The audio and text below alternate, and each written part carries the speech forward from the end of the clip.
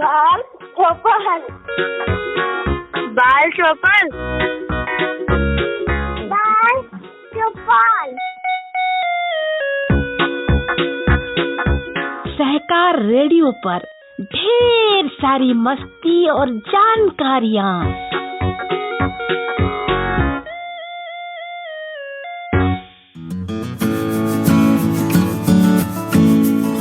Hello बच्चों, सहकार radio के कार्यक्रम बाल चौपाल में आज मैं आपके साथ हूँ, आपकी साथी सुधी।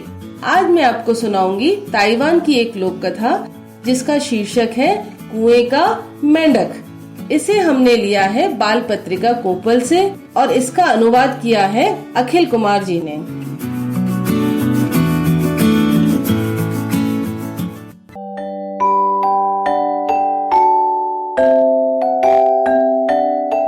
मेरे नन्हे दोस्तों, जरा कल्पना करो, अगर आपको एक गहरे और अंधकारमय कुएं में रहना पड़े तो आप कैसी दुनिया देख पाओगे।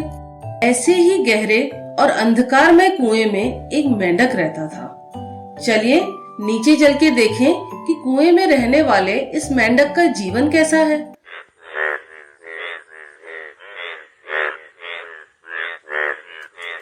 मेंढक एक बेहद पुराने कुएं में रहता था। इसमें पानी की मात्रा बहुत कम थी और कुएं की दीवारें पूरी तरह से गीली काई से ढकी हुई थी। जब कभी भी मेंढक को प्यास लगती, वह थोड़ा पानी पी लेता और जब कभी भूख लगती तो कुछ कीड़े खा लेता। थकान महसूस होने पर वह कुएं के तल पर पड़े एक छोटे से पत्थर पर लेट जाता और घंटों अपने ऊपर के आकाश की ओर ताकता रहता। कभी कभार उसे बादल गुजरते दिखाई देते। अपने इस जीवन से मेंढक बेहद खुश और संतुष्ट था। जब से मेंढक पैदा हुआ था, वह इसी पुराने कुएं में रह रहा था। बाहर की दुनिया से वह पूरी तरह से अपरिचित था। जब कभी भी कोई पक्षी या पक्षियों का झुंड कुएं के ऊपर से गुजरता अथवा कुएं के किनारे बैठता, तो मेंढक ऊपर की ओर देखता और डींग हाँकते हुए कहता, नमस्ते, ऊपर बैठने की बजाय नीचे आकर मेरे साथ खेल क्यों नहीं लेते। यहाँ नीचे कितना खुशनुमा माहौल है। देखो, मेरे पास पीने को ठंडा पानी है और खाने को अनगिनत कीड़े हैं। आ जाओ, रात को मैं यहाँ से टिमटिमाते तारे देख सकता हूँ और कभी कभी तो खूबसूरत चांद भी देख सकता हूँ। कभी कभार पक्षी मेंढक को कहते, हेलो श्रीमान मेंढक, हमारी बात मानो, बाहर की दुनिया तुम्हारे छोटे से कुएं से कहीं ज्यादा बड़ी और कई गुना ज्यादा सुंदर है। लेकिन मेंढक उनकी बात का विश्वास न करता। मुझसे झूठ मत बोलो, मैं नहीं मानता कि कुएं से बेहतर भी कोई जगह हो सकती है। धीरे धीरे सारे पक्षी मेंढक को नापसंद करने लगे। मेंढक के अड़ियल स्वभाव की वजह से पक्षियों ने उससे बात करना भी बंद कर दिया। मेंढक ये समझ नहीं पा रहा था कि इतनी अच्छी जगह होने के बावजूद कोई नीचे आकर यहाँ रहना पसंद क्यों नहीं करता। एक दिन एक पीले रंग की गौरैया कुएं के किनारे पर आ बैठी। मेंढक उसे देखकर बहुत उत्तेजित हुआ। उसने गौरैया का अभिवादन किया और उत्सुकता पूर्वक उसे आमंत्रित किया। श्रीमती पीली गौरैया जी, नमस्ते। कहिए, हालचाल कैसे हैं? कृपया नीचे आए और दुनिया के सबसे सुंदर घर में पधारे। पीली गौरैया एक भी शब्द कहे बिना उड़ गई। अगले दिन पीली गौरैया फिर आई और वही बात फिर हुई। एक बार फिर से आई और फिर वही बात हुई। लगातार 6 दिन यही होता रहा। आखिरकार 7वें दिन पीली गौरैया ने कहा, श्रीमान मेंढक, क्या मैं आपको बाहरी दुनिया दिखा लाऊं? लेकिन मेंढक ने गौरैया का प्रस्ताव ठुकरा दिया। अंततः पीली गौरैया नाराज हो गई। वे कुएं में गई, मेंढक को अपनी पीठ पर बैठाया और कुएं से बाहर ले उड़ी।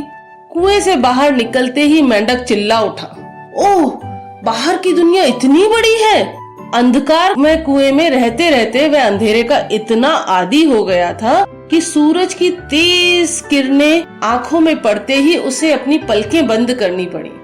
वह बाहर के दृश्य को देखने के लिए मुश्किल से ही अपनी आंख खोल पा रहा था।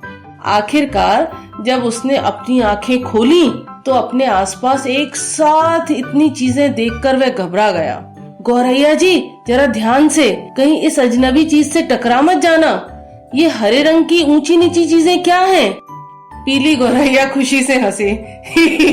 श्रीमान, ये पहाड़ और घाटियां हैं। दुनिया में ऐसे अनगिनत पहाड़ हैं, हिमालय, अरावली, एल्प्स और भी कहीं।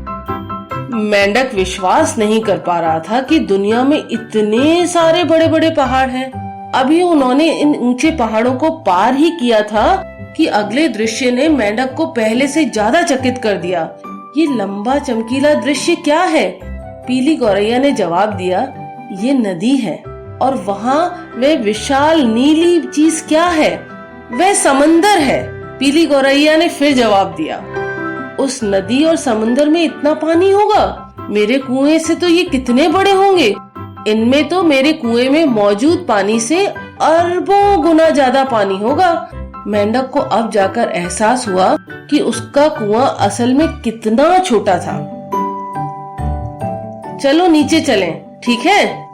पीली गौरैया ने मेंढक को जमीन पर उतारा। मेंढक घास में कूद गया और जहाँ उसने पहली बार भांति भांति के रंगों के इतने सुंदर फूल देखे, उसने न तो पहले कभी ऐसे फूल देखे थे, न ही ऐसी प्यारी सुगंध महसूस की थी। वह चलता रहा और एक जंगल में पहुँच गया। जब उसने ऊपर की ओर देखा तो उसकी नजर ढेरों लंबे लंबे पेड़ों पर पड़ी और नीचे देखा तो अलग अलग किस्म के फलों को जमीन पर गिरा पाया। उसने एक सेब चक्कर देखा। वाह, कितना मीठा है। उसके बाद उसने पक्षियों को गाते सुना। प्यारी गिलहरियां कूद रही थीं। बंदर एक डाल से दूसरी डाल पर झूल रहे थे और हिरन तेजी से दौड़ रहे थे। तालाब में कमल के फूल हवा में नाच रहे थे और पत्ते छाते की तरह पानी पर तैर रहे थे। पानी में ढेर सारी मछलियां थीं। बाहरी दुनिया कितनी बड़ी, कितनी अद्भुत और कितनी सुंदर है। इसके बाद मेंढक खुशी से चिल्लाता हुआ तालाब में कूद गया। वहाँ एक बड़े से कमल के पत्ते पर चढ़ गया और वहाँ अपनी नई जिंदगी का आनंद लेने लगा। पीली गौरैया ने लौटते ही मेंढक से पूछा, तो बताइए श्रीमान मेंढक, बाहरी दुनिया कैसी लगी? बहुत बहुत धन्यवाद। अगर आप मुझे ये दुनिया दिखाने न लाती श्रीमती पीली गौरैया जी, तो मुझे तो जिंदगी भर ही पता नहीं चलता कि मेरे कुएं के बाहर इतनी सुंदर चीजें मौजूद हैं। इसके बाद मेंढक कभी अपने पुराने कुएं में नहीं गया।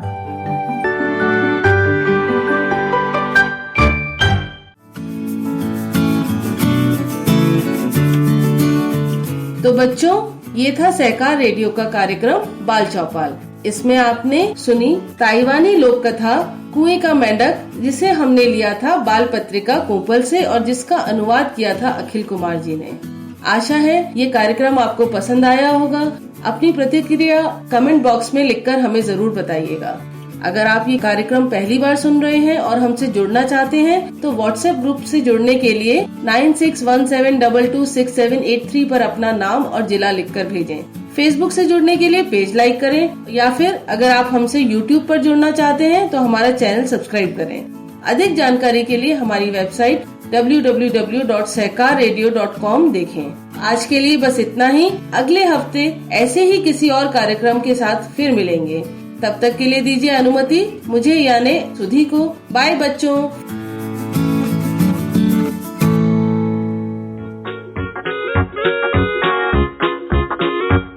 बाल चौपाल, बाल चौपाल, बाल चौपाल। सहकार रेडियो पर ढेर सारी मस्ती और जानकारियाँ।